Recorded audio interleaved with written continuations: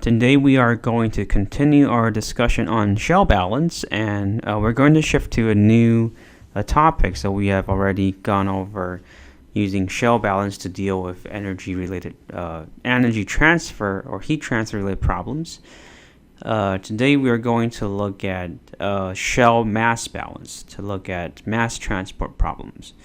And we're going to go through a couple of different examples to show you how the method works for mass transfer problems. The biggest difference, actually, mass transfer and heat transfer problems are very similar.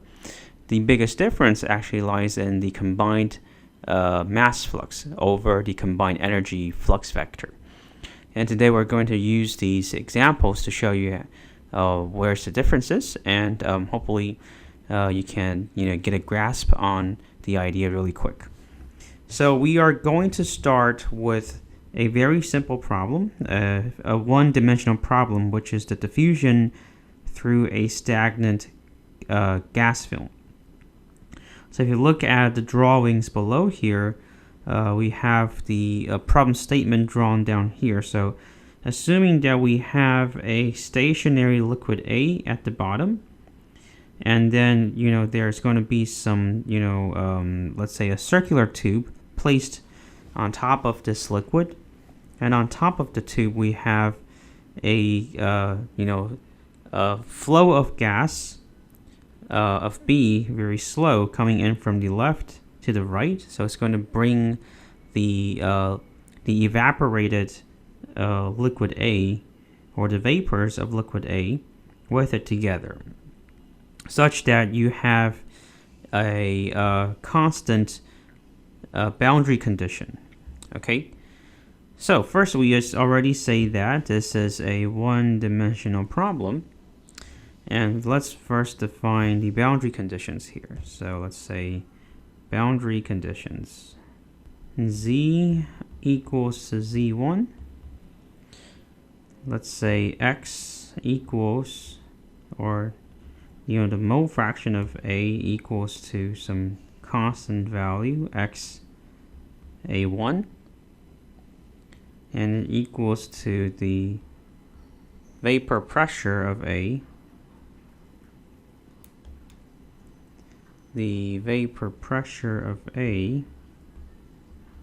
over the total pressure. And also at the top of the tube we have a very slow flow of gas stream to maintain a constant concentration of A2. So XA equals to X A2. Okay, so we will probably write this statement down. So we have a gas mixture of A and B flows slowly at Z equals to Z2 to maintain XA equals to XA2. Okay. And for this part of the class, we're going to deal with only steady state questions or problems. So we're going to state that down too. So at steady state,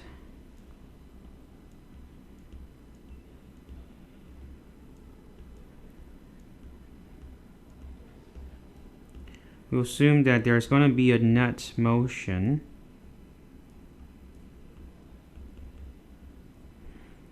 of A moving away from the liquid gas interface, and we'll say that the B is actually stationary. So the net mass flux of B would be 0. Okay, so that means B is not moving, but A should be moving upward, having a net motion. So let's go ahead and try to perform a shell balance on A. Okay, so this is a one-dimensional problem. Remember, for shell balance, the most important thing is to define the appropriate shell. So for this particular case, the shell would be like a thin plate, right? So because this is only one-dimensional, so we might want to define our shell like the following. So we will have our shell defined like this.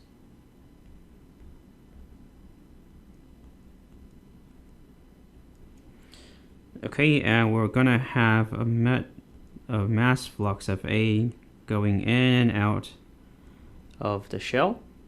And let's call, like, we'll say this is delta Z. And then so we have NAZ coming from the bottom and NA Z plus delta Z moving away from our control volume. Okay, so let's go ahead. I'm going to scroll down a little bit just for me to, write things easier. So maybe what I can do is, I can probably copy this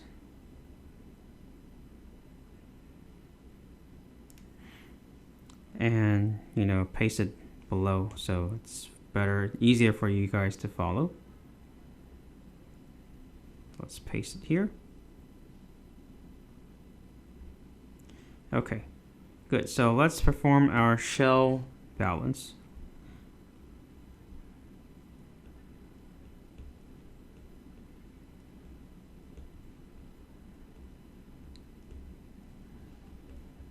So we have a cross-sectional area multiplied by the combined net or combined mass flux vector of A and Z. So this is going in, and minus the combined mass flux vector at Z plus delta Z. This is going out. Okay, so in minus out at steady state would equal to 0. There are no chemical reactions here, so there are no chemical reactions here, so there's no generation or consumption term. Okay, so the standard technique, we are going to divide all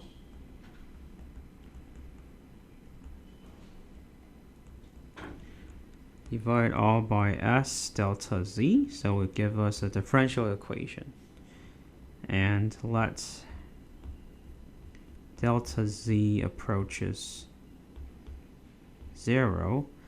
So we get what? So we get the differential of the mass flux, combined mass flux vector in the Z direction would be 0. Okay. So the next step will be standard 2, right? Remember, in dealing with heat transfer problems, we need to look at the terms in the combined energy flux vector term by term. We're going to do the same thing here for the combined mass flux vector for NAZ. So let's take a look at that. Let me scroll up a bit.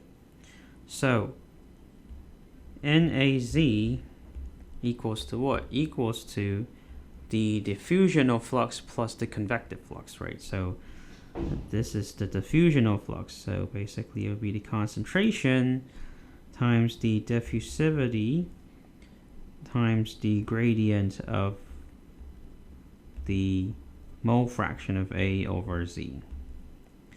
And then we have the convective flux, which is the mole fraction of A times the total flux. So it would be a summation of I equals A to N times Ni. Okay, so the first part here is our diffusional flux, and the second part here would be our convective flux. Now, if you look at the second term, we only have two species, so we have NA and NB only. So we can simply expand the second term. So we have the net mass flux equal to negative C times diffusivity. So the diffusional flux doesn't change here. XA over partial Z. Plus, we can basically expand the summation here, so XA times NA plus NB. Remember, in the problem statement, we already said that the net, so we already said that B, the species B, is stationary. So basically, the net mass flux of B would be 0. So sorry. So we can simply say, okay, B is 0. Okay, so if we rearrange the terms with NA, we have the following. We have 1 minus X sub A times NAZ.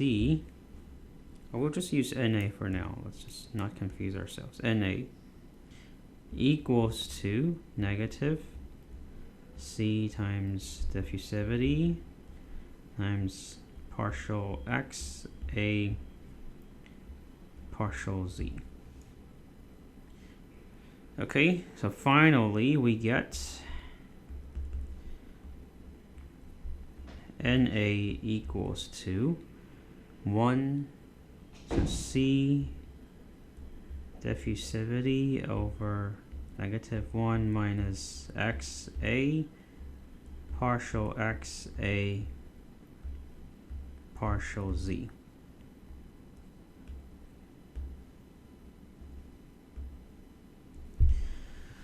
Okay, so we now have a much more defined expression for the combined mass flux vector for A. And so what we're going to do next is we are going to substitute this back into our differential equation, right? So what's going to happen, we're going to kind of write that down. So substitute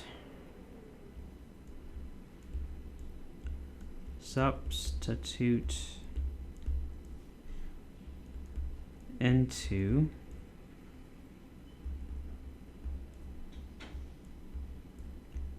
differential equation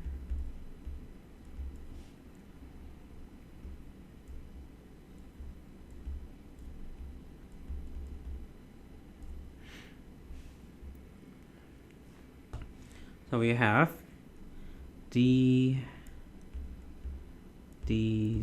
times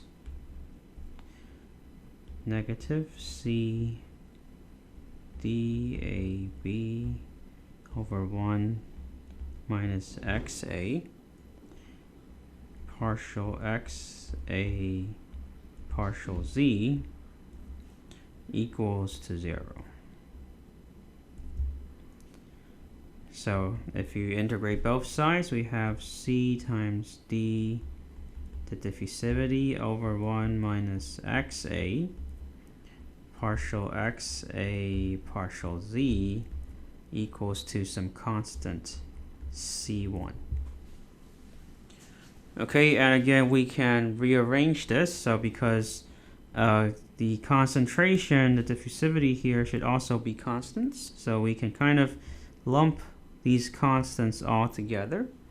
So we'll say that we can kind of simplify this math a little bit, or the algebra a little bit. So we can say that 1 over 1 minus XA times partial XA partial Z now equals to some other constant C1 prime. And now we can use a standard technique, separable differential equations. So partial XA, so partial XA over 1 minus XA equals to C1 prime partial Z. Okay, so basically it's going to be standard. We'll just need to integrate both sides. Integrate both sides. We get our solution. So we have the solution being natural log 1 minus xa equals to c1 prime z plus c2.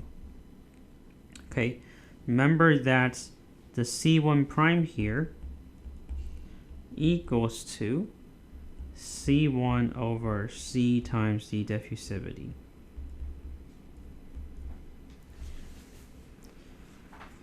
Okay, and we can definitely proceed as what we see here, going back to the boundary conditions and figure out the constant C1 and C2. But instead, again, we want to kind of simplify our expression here.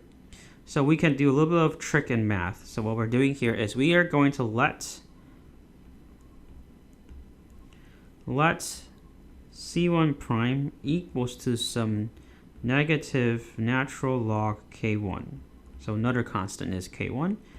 And c2 prime equals to some negative natural log k2.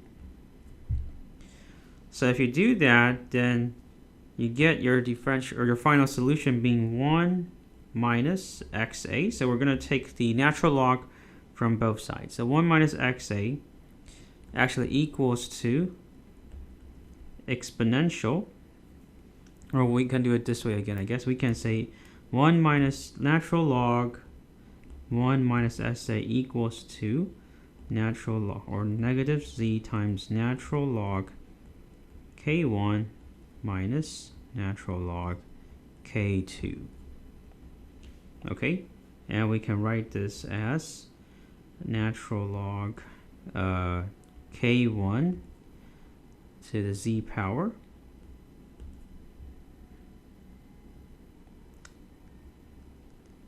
minus, or negative, minus natural log to the k2 power. So this equals to what? Natural log 1 over k1 z power k2. So if we take the natural log away, all we have is the following. We have 1 minus xa now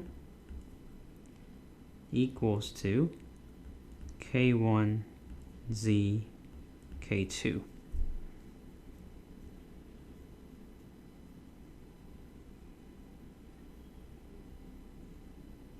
Oh, sorry, there's a negative here.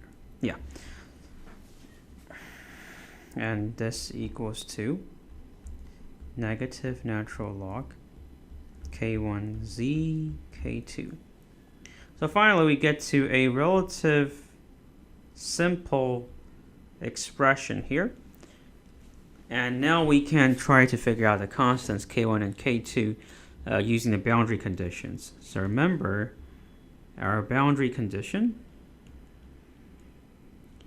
is we have fixed concentrations of A and at the top and the bottom of our stagnant gas film. So at Z equals to Z1, we have XA equals to XA1. So we have 1 minus XA1 equals to K1 Z1 K2. And at Z equals to Z2, we have XA equals to XA2. So we have 1 minus XA2 equals to K1 Z2 K2. So if we combine the informations above, if we divide the top with the bottom, we have 1 minus XA1 over 1 minus XA2 equals to K2 cancels out, so K1 and Z1 minus Z2 power. So K1 equals to 1 minus XA1 over 1 minus XA2 to the 1 over Z1 minus Z2 power. Okay, so after a couple of steps, we're just going to kind of skip that.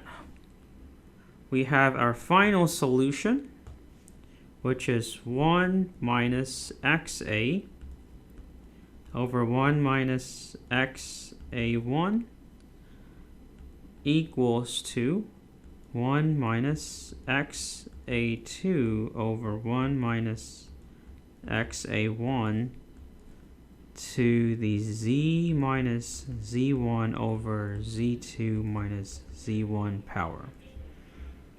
This would be our final solution for the distribution of the mass fraction or mole fraction of A as a function of Z. Okay, so now we can kind of plot this, right? So basically XB is simple. So the mole fraction of B is just going to be 1 minus the mole fraction of A.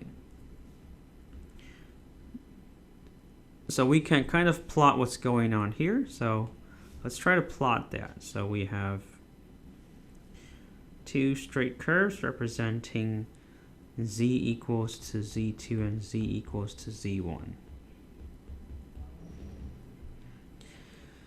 Okay, and then let's say the concentration would be 0 here.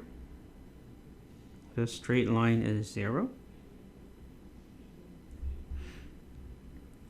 And we have XA and XB. So for XA, we have something like this. We have vapor pressure XA, XA1 and XA2 is our fixed boundary condition. But because we are still having some sort of convection due to the evaporation of A itself, so we can see that the profile here is not exactly a straight line. So let's kind of redraw this so you can see this better. XA2. So our profile might look something like this. Instead, if you have pure diffusion, you should have a straight line between XA1 and XA2. Okay, so the dotted or the dashed line here is indicative of pure diffusion.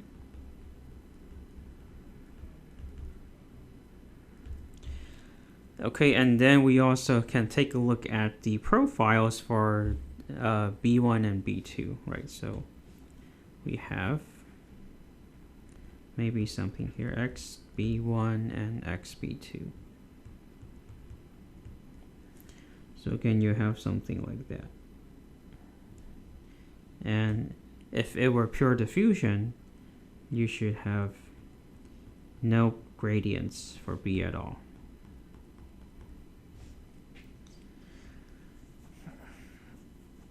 Okay, so you can see that the solution is awfully close to diffusion, but it's still slightly different. So we would like to further analyze what's going on here. Like analyze at what circumstances we can kind of just look at the problem as pure diffusion, and at what circumstances we cannot. Okay. Okay, so let's take a look at how we analyze that. Okay, so basically, if you look at the Taylor series expansion, so maybe we should write that statement down, like, when can we just model the problem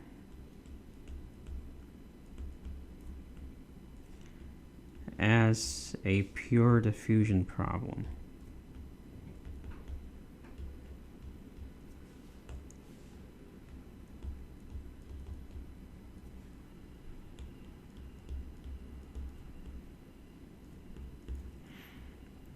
So what we need to do is to look at the Taylor series expansion of our mass flux. Taylor series expansion.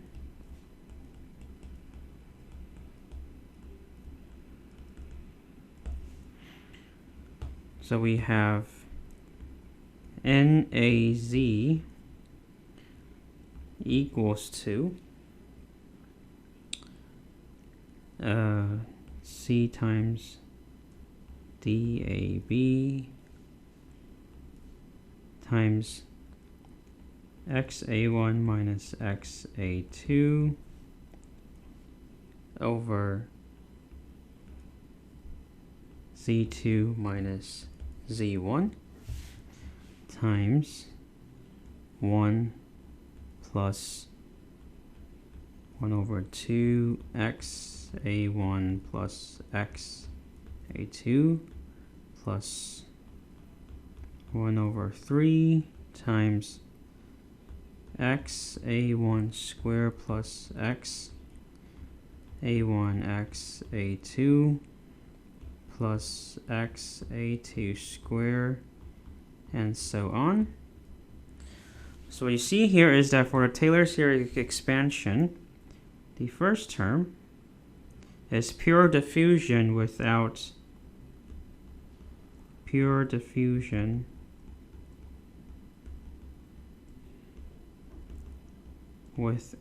correction.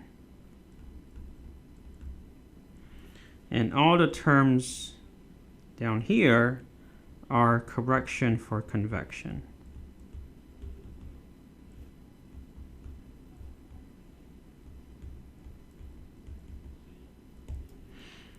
Okay, so you can see that if XA1 and XA2 are much smaller than 1, then there's little to be corrected, right? So little correction, or little to be corrected.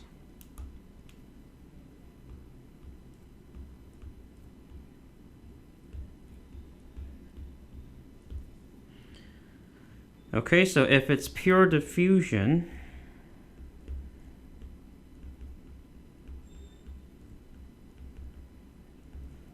we know that the net mass flux of A and B is going to be 0. Okay, so this is, so if you have a very low vapor pressure of liquid A, such that you have a very low molar fraction of A overall in the system, then you can kind of already assume that this is a pure diffusion problem, and this is actually a standard way to use to determine the gas diffusivity experimentally. So I would say this is used for experimental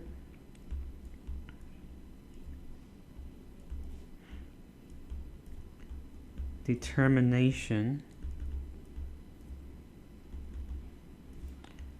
of gas diffusivities.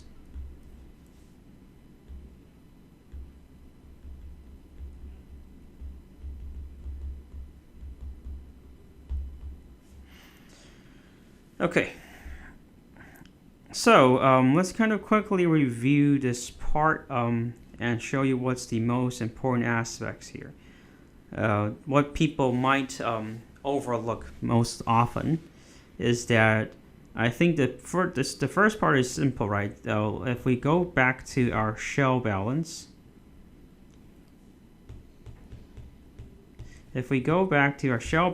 we have a very simple conclusion that the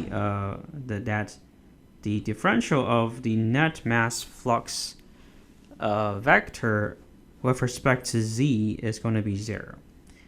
The tricky part that most people might neglect is that the net mass flux vector of A is contributed by both the diffusional flux and the convective flux. A lot of students often neglect or forget about the convective flux also contributes. So at the end, your NA is going to be what? It's going to be the diffusion flux that you are familiar with, but has to be divided by 1 minus XA. Okay, and then you simply plug this back into our differential equation and solve for it. And we just did some mathematical tricks here to finally get to a kind of like a cleaner form, right? So we have a clean form right here, and finally get to our solution right here. Okay. And so the solution here tells us that it's not going to be a straight line as you would expect it if it's pure diffusion. It's going to be somewhat curved. But under certain circumstances, and that's not easy to understand, not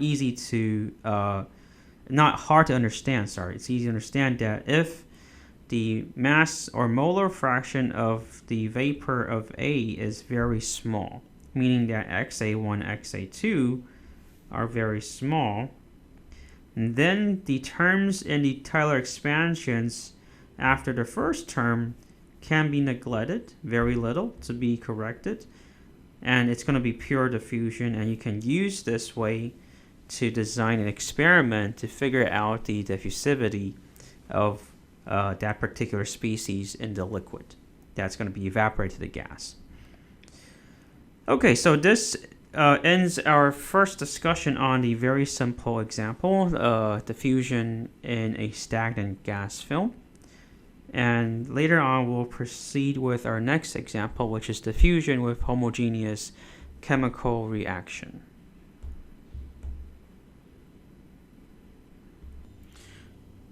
Okay, so let's continue with our next example, which is looking at diffusion with homogeneous chemical reaction. So it's like absorption of gases and liquids. So let's, do some hypothetical experiment here. So we have, let's say, a 1D problem. So let's say we have this container here, which half of it is filled with our liquid reagent. Let's call that liquid B. So this is our liquid B. And on top of that, we have a stationary gas A. And there's a reaction between A and B happening at the interface. Not just at the interface, but actually inwards. So we have reaction, that is A plus B forms AB. And here we are going to ignore the small amount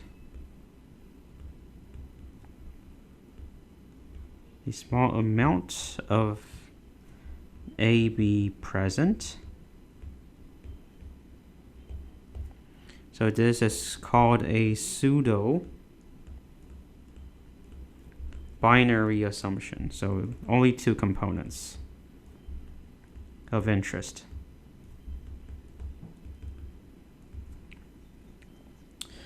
Okay, and the gas A is going to be diffusing inward to the solution, but also having a chemical reaction at the same time.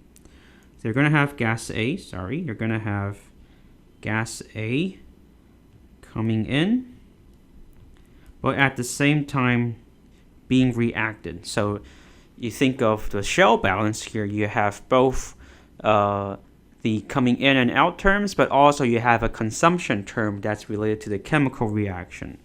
So if you look at the shell balance, if we write down the shell balance, this is an example that deals with the consumption term 2. So you have what's coming in to the control volume minus what's going out of the control volume, and also you want to minus what's consumed and the control volume, so consumption. And that should equal to 0. Again, before we start the shell balance, we need to define our control volume. Again, this is a 1D problem, so again, we can write a simple slab shell here that represents our control volume. Okay, so again, we have NAZ coming in from the top and NAZ plus delta Z at the bottom. We have delta Z here. And in this particular case, we'll define Z equals to 0 at the interface and Z equals to L at the bottom of the liquid layer B.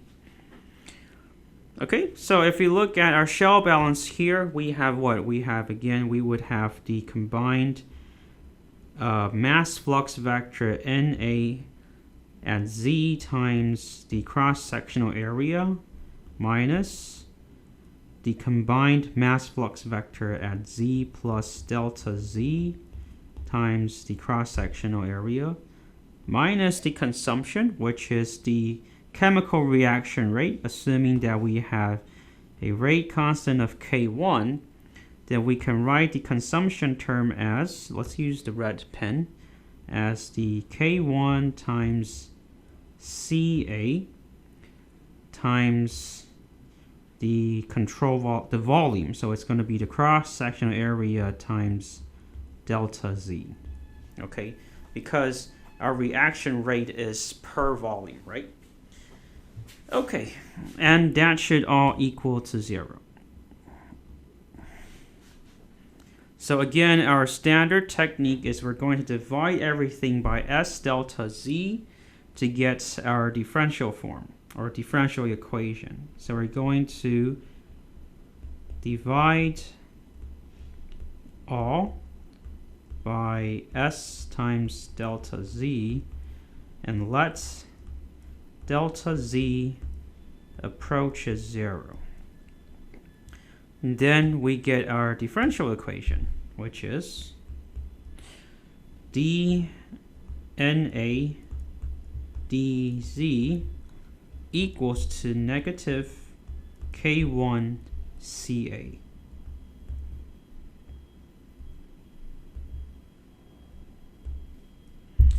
Again, we want to analyze our combined mass flux vector, NA. So again, and we also have the pseudo-binary assumption. So NA equals to diffusional flux. So this will be standard now. So maybe we can just use negative D dCA dZ plus XA times summation I equals to A to N Ni. Again, we only have two components based on the pseudo-binary assumption, so this would be the diffusivity, and we should probably put AB here, dCA dZ plus XA times NA plus NB. Again, we assume that the liquid is stagnant, so NB would be 0, so this is a stagnant liquid. So finally, we have the combined mass flux vector of A equals to what? Equals to 1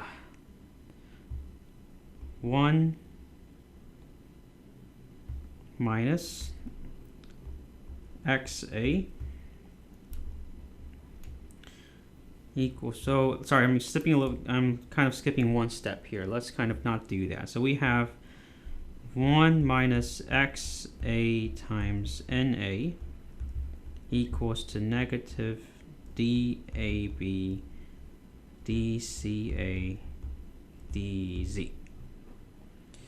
Okay, so we have NA equal to negative DAB AB over 1 minus XA dCA dZ.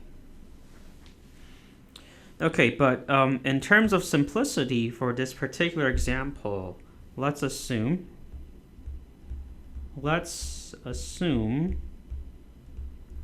XA is pretty small. Let's assume the concentration of A inside the liquid is small. So XA is much smaller than 1. In this case, we can kind of neglect XA to simplify the flux here to just be pure diffusional. So NA is pure diffusion. So we have NA is just the diffusional flux, negative dAB dCA dZ. Again, we have our mass flux vector figured out. We will have to substitute that back into our differential equation. So let's do that. So let's substitute into shell balance equation.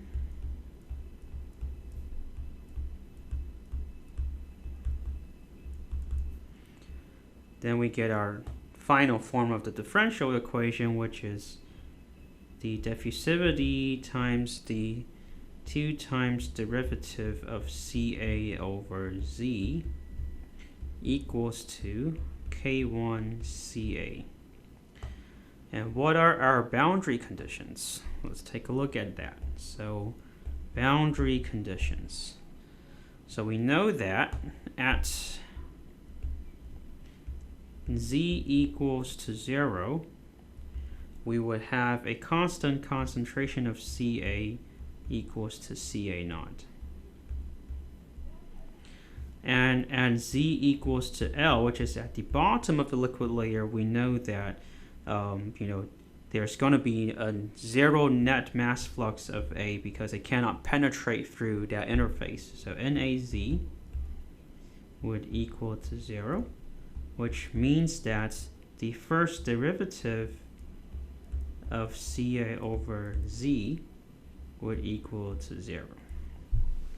Okay, so this is after all these assumptions and derivation, here is the differential equation of the concentration and the boundary conditions that we need to solve. So this is not too hard to do, right? So based on our what we've learned in engineering mathematics, this is a ordinary second order differential equation of Ca. So it's going to be straightforward, and we can do this fairly quick. So let's take a look. So what we can do first is let Ca equal to exponential lambda z. If you do that, and if you substitute this back into the equation, you get the diffusivity times lambda square times exponential lambda z would equal to K1 times exponential lambda z. Okay, so if we, cancel out the exponential term on both sides, we get lambda square equals to K1 over the diffusivity.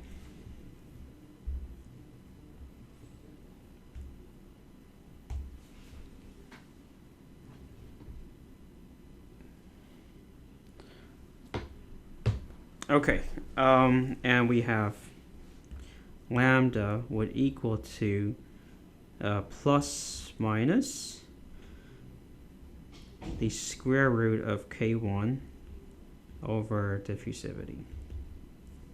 Okay, so our general solution would be Ca equals to some constant a times exponential k1 over d ab times z plus b times exponential square root k1 dab negative z. And we can use another form. So let's try this in the hyperbolic sine cosine form. So let's rewrite that. So we can also say CA equals to a times, let's use a prime then, sinh square root k1 over dab z plus b prime times cosh hyperbolic cosine square root k1 dab z. Okay, and for to remind you what sinh and cosh is, so if you have sinh x that equals to 1/2 exponential x minus exponential negative x, and cosh x equals to 1/2 exponential x plus exponential negative x. Okay, so let's take a look at the boundary condition, the first one. So we know that at z equals to 0, CA equals to CA naught. So when z equals to 0, at z equals to 0, CA naught equals to a prime sinh 0 plus b prime cosh 0. And if you look at the definition of sinh and cosh, you know that sinh 0 here is actually 0. And cosh 0 is actually 1. So we can quickly figure out that b prime equals to CA naught.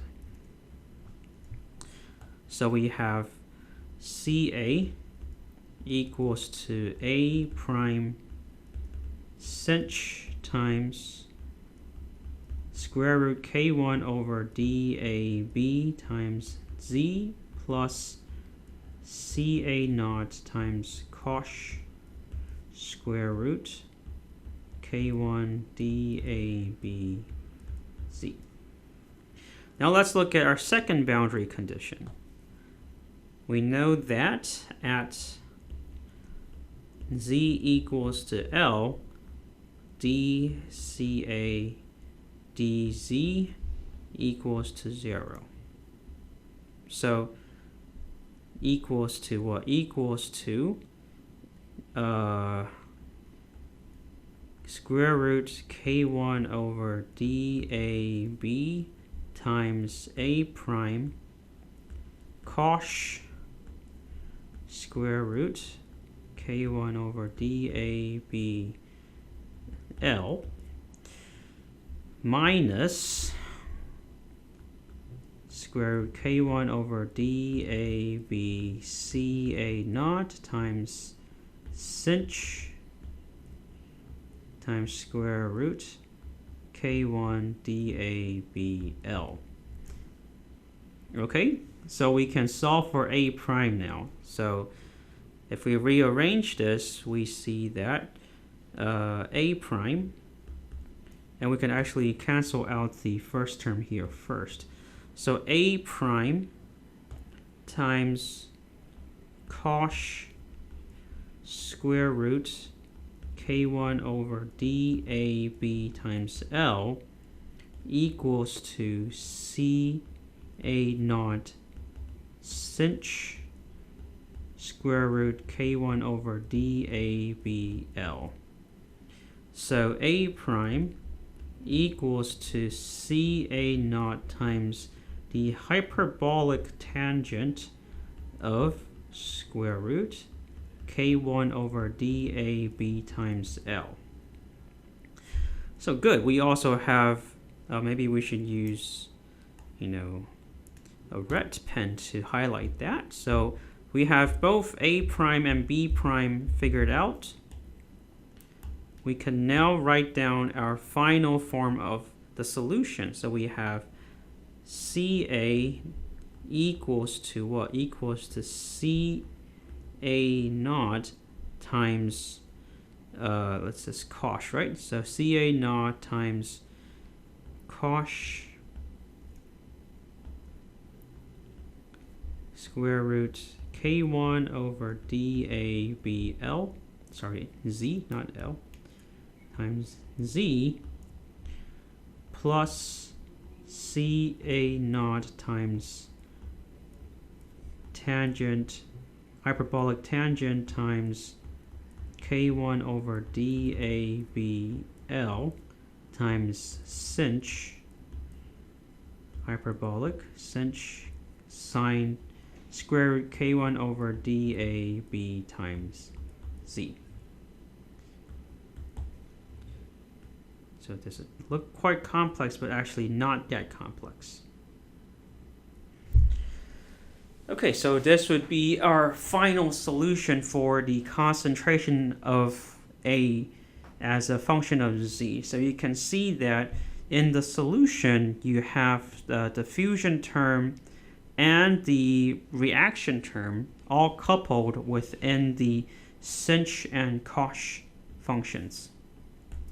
Okay, so they're coupled together.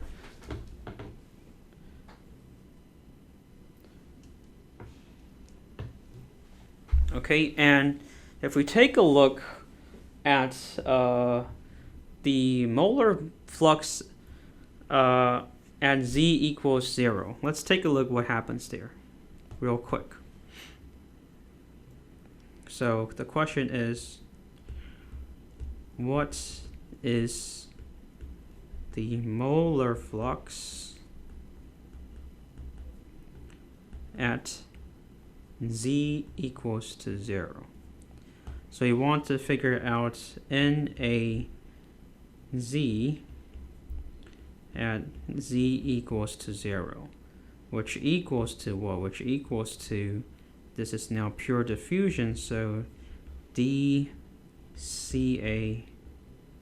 dZ at Z equals to 0. That equals to what? That equals to, let's take a look what that is. So that's negative DAB, and we're going to do the differential form of our Ca. So we're going to have, let's do a bracket here. So Ca naught times square root K1 over DAB times sinh K1 over DAB times 0 plus, or it should be minus Ca naught tangent, hyperbolic tangent K1 DAB times L times square root K1 over, this is negative, sorry, this is positive, DAB times cosh K1 DAB 0. So again, hyperbolic sine at 0 is going to be 0. This is going to be 1. So our final solution here equals to what? Equals to negative DAB times Ca naught times tangent hyperbolic K1 DAB times L times K1 DAB. Okay, so you can see that the molar flux at Z equals 0 should actually be the molar flux everywhere because it's a steady state, or probably not. I probably shouldn't say that, but this would be our molar flux at Z equals 0. Okay, so this is an example showing how chemical reaction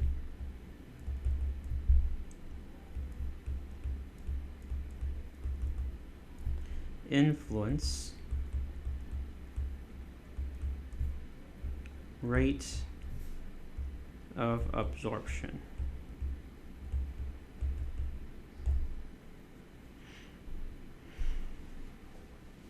Okay.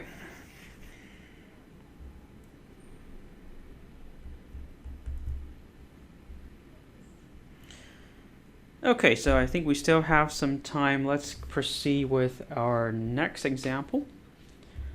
So the next example is we're going to look at the fusion of gases into a falling liquid film. So it's still one type of gas absorption, except that in our previous example, the gas is diffusing into a stagnant liquid film in our previous two examples.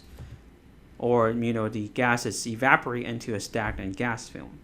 But now, the liquid film that we're dealing with is actually moving with a velocity. Okay, so that means, if you think about it, that means we're going to look at some form of convection of the bulk liquid fluid. Okay, so let's continue with our next example. So we have diffusion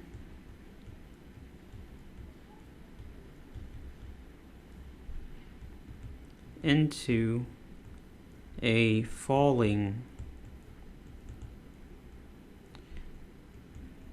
liquid film. This is still some type of gas absorption.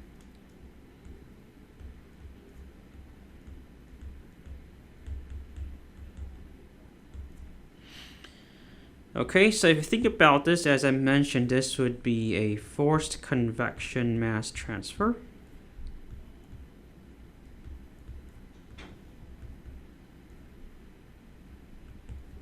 Forced convection mass transfer. And this would be a viscous flow problem for the liquid. So that means if it's forced convection, we would assume that the velocity field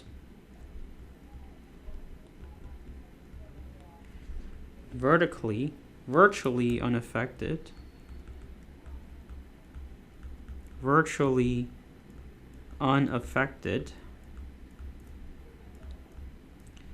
by diffusion.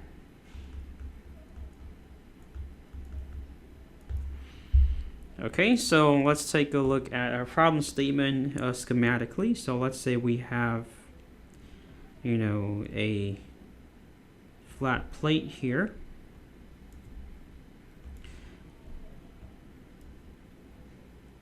And then we have a liquid film that is falling vertically due to gravity,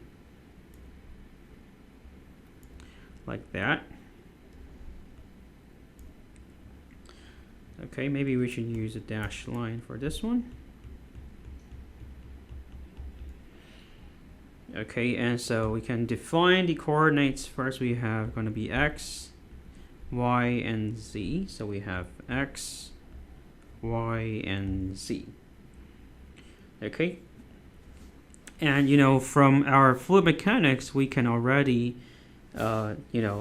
figure out the velocity profile of the falling film. So the falling film should have a velocity profile like this, right? So you have no slip conditions at the liquid solid interface at the wall, and then you have a maximum velocity at the liquid gas interface. So you have something like this.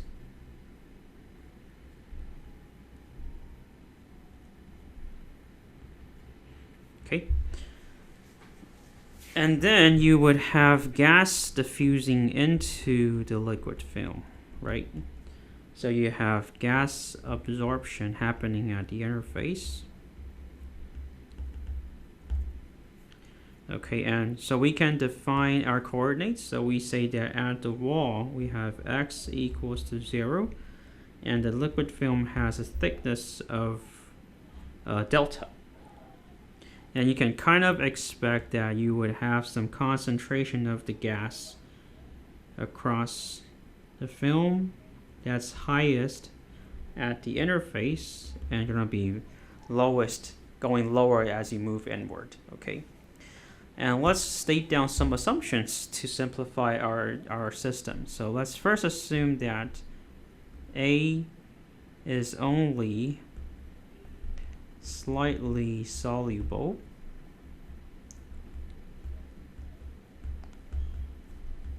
in B. So with this assumption, basically the most important part is we're going to assume that the viscosity of the fluid B is unaffected by when it's absorbing the gas A. Or we should say the viscosity can be assumed constant. And then we say that the diffusion is rather slow. So slow diffusion. So what that means is that A will not penetrate or won't penetrate very far into the film, meaning that the penetration depth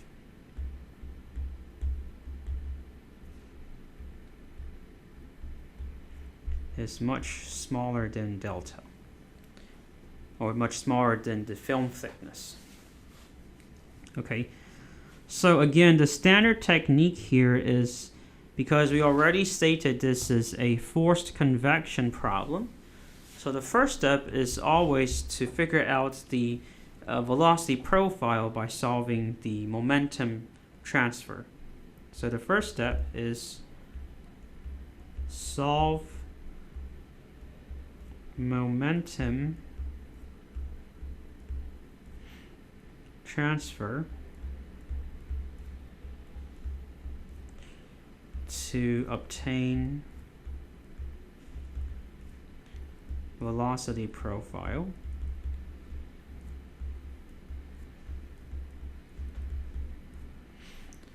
Okay, and we're going to skip that step, but you are expected to know how to do that. So we're going to just show you the result, which is Vz is a function of x and equals to Vmax, which is the velocity at the liquid gas interface, times 1 minus x over delta square. So it's a hyperbolic function.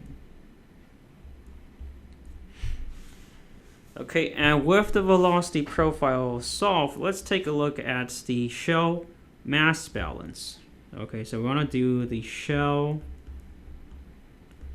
mass balance for species A. For A.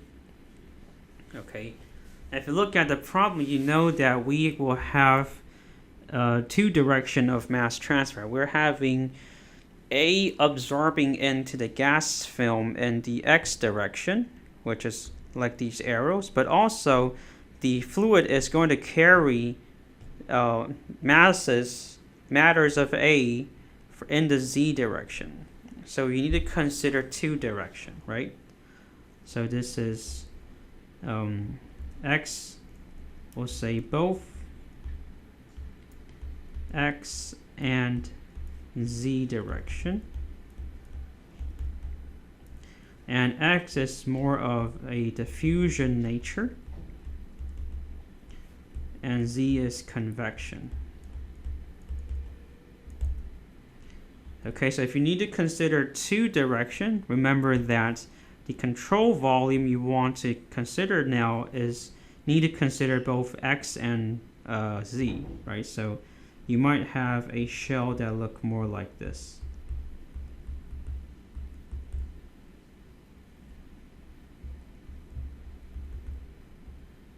So you have delta x and delta z. So let's take a look how we can, deal with this. So again, we have n minus out, and in this particular system, we shouldn't have any chemical reaction. So n minus L should equal to 0, but we have two directions, and we need to consider them together. So we have in the x direction, we have we have NAX, and we need to times the length L and delta Z, so that's going to be our cross-sectional area at x minus NAX times L delta Z at x plus delta x.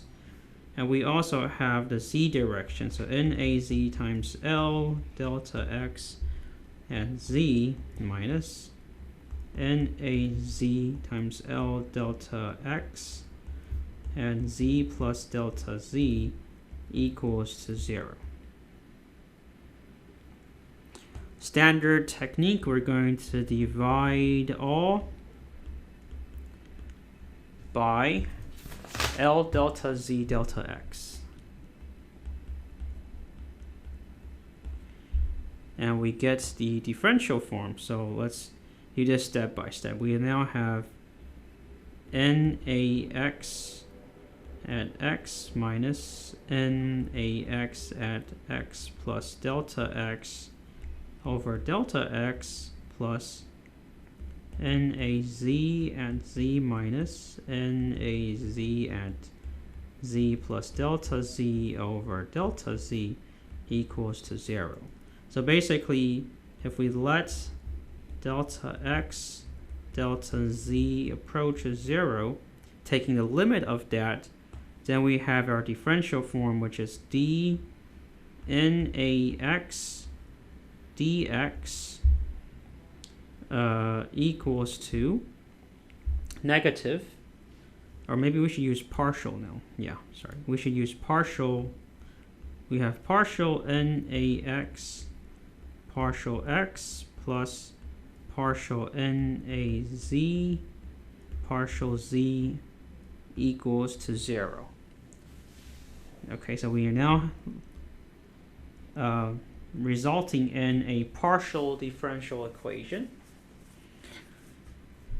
Okay, so we have our differential equation established. The next step is also standard, is that we want to now analyze the combined mass flux vectors term by term and see which term stays, which terms are canceled out. So let's say 3 is we want to look at the expressions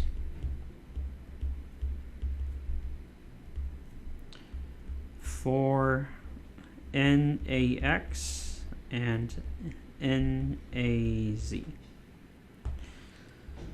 So let's look at NAZ first. NAZ, which is in the direction of the liquid film flow, basically we can assume that it's dominated by convection. So if you expand the terms here, you have DAB partial CA partial Z plus XA times NA plus NB. And because in the Z direction it should be dominated by convection, we will assume that the diffusion part can be neglected. And let's just say dominate by convection. Okay, and we should probably still put a Z here. And then let's look at the X direction, which is, again, we can write everything down again. Partial CA partial X plus XA times NAX plus NBX. Again, for the X direction, now we can actually neglect the convection part. There shouldn't be any convection here because there's no velocity, or there's no velocity component of the liquid in the x direction. So we're going to neglect this part here. Neglect convection. Okay, so if you see what's going on here, you have NAZ, I should probably say no velocity component of liquid in x direction. So after our analysis here, we can say that NAZ is approximated by XA times NAZ plus NBZ, and it's actually equal to CA times the bulk velocity in the as a function of x. Okay, and then we have NA in the x direction, which is going to be the diffusional flux. So AB partial CA partial x.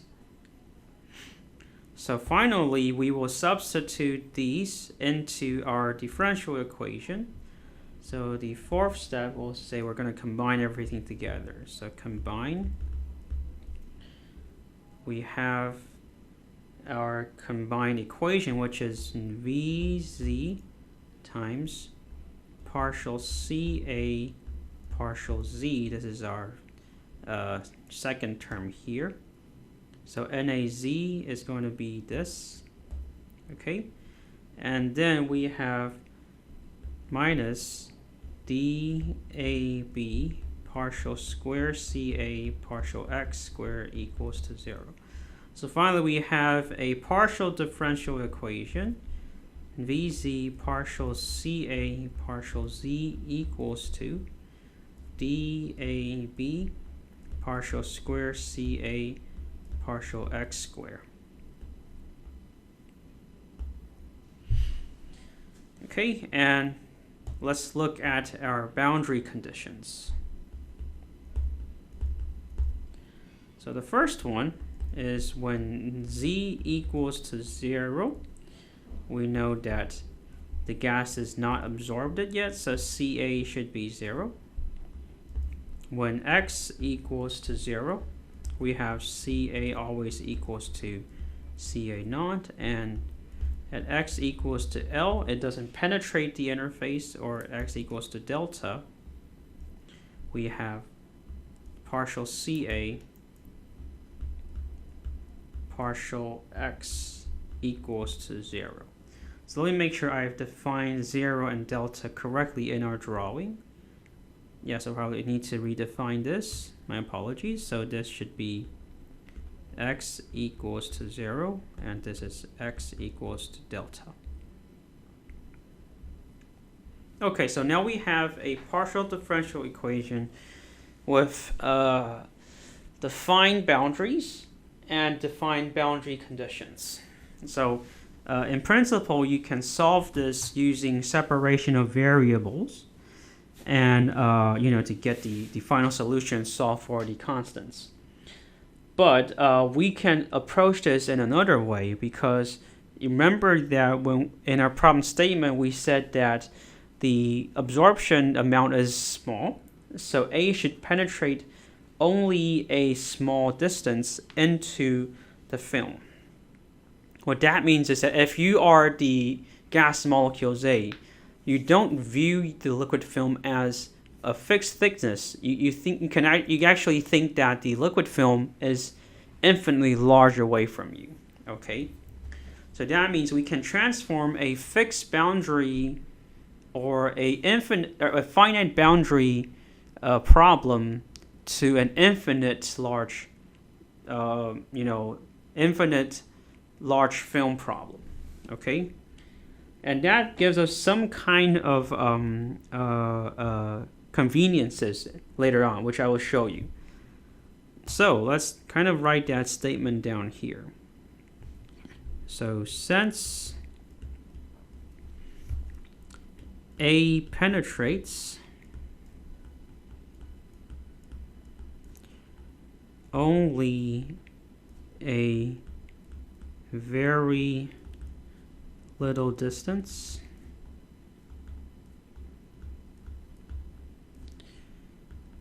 into the liquid film,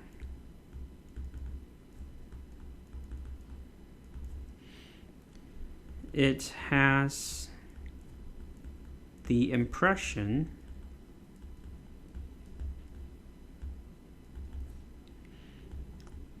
that the film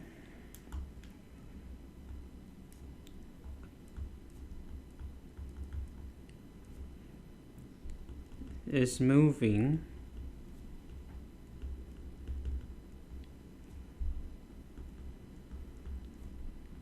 throughout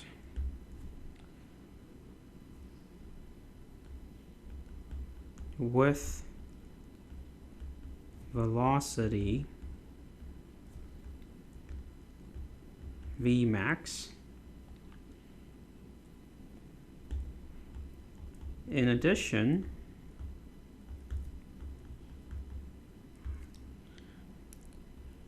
A will not sense the presence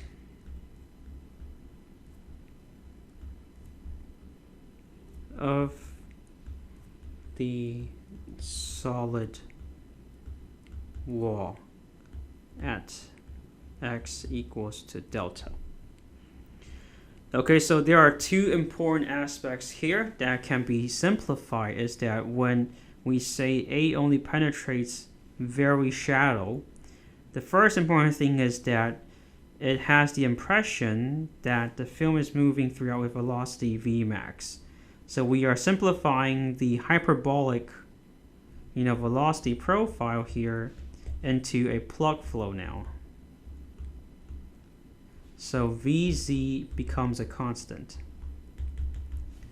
And also we would make a fixed boundary problem from x equals 0 to x equals delta to an infinitely large slab problem. Okay, so what this means is that the problem becomes a film of infinite thickness moving with velocity Vmax for A. And the boundary conditions are also going to be changed, where at z equals to 0, Ca equals to 0. At x equals to 0, Ca equals to Ca naught, and where x equals to infinite, Ca is still going to be 0. Okay? So whenever you're dealing with a infinite thickness problem here, we would use the technique called combination of variables.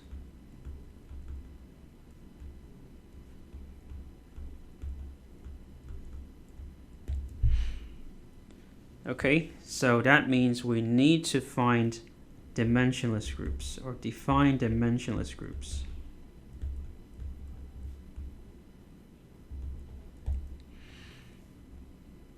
Okay, and let's take a look how we can do that. So first we can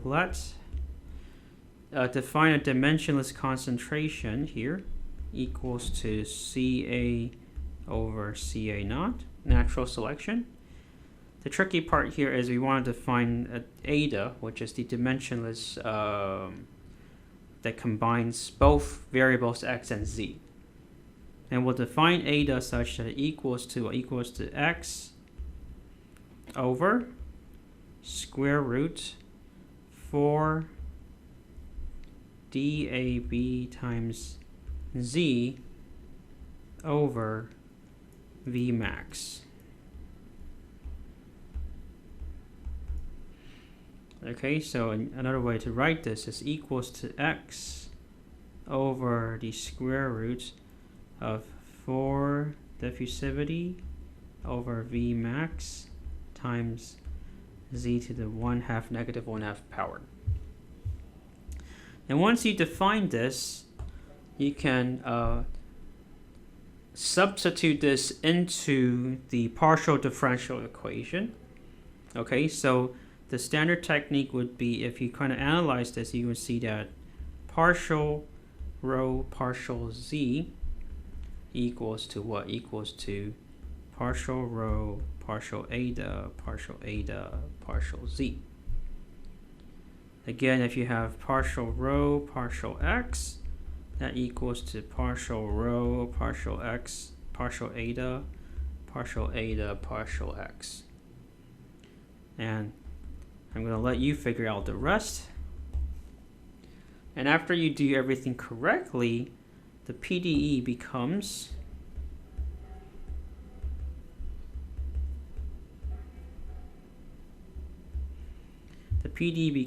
very nicely cleaned out. So we get a PDE becoming an ODE.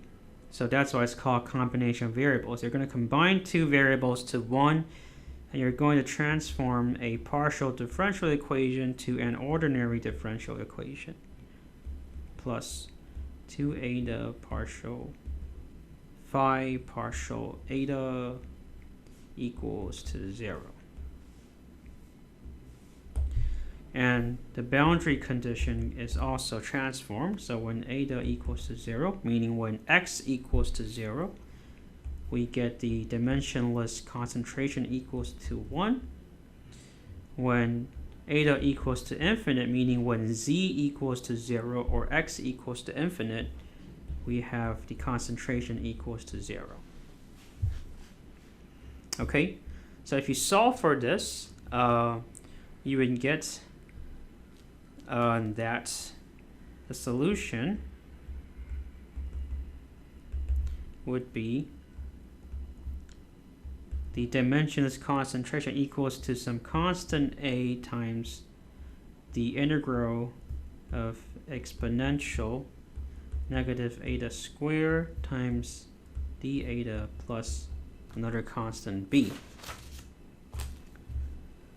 Okay, and if you plug in the boundary conditions, you have the constant solved. So we have b equals to 1 and a equals to negative 1 over integral from 0 to infinite exponential negative eta squared times d eta. So finally, you have the dimensionless concentration equals to 1 minus 0 to eta exponential negative eta squared d eta over 0 to infinite exponential negative eta squared d eta. And this actually equals to what? Actually equals to 1 minus the error function of eta.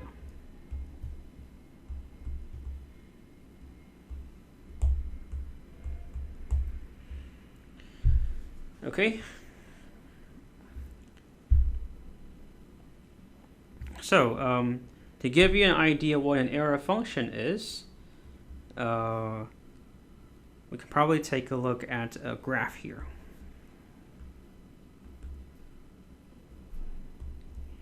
So this is eta and this is phi. We have the following. So the error function has a unique property that the error function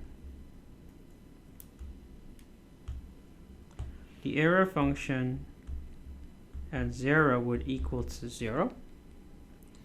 Okay, so you know that phi at 0 equals to 1, which is our boundary condition. Okay, so the solution looks probably like this. So equals to 1, and error function infinite would equal to 1. So it probably looks something like this. This would be our phi. And if you look at the error function itself, it looks something like this. So this is the error function, and this is 1 minus the error function. Error function of phi, and this is 1 minus the error function of phi, equals to our solution.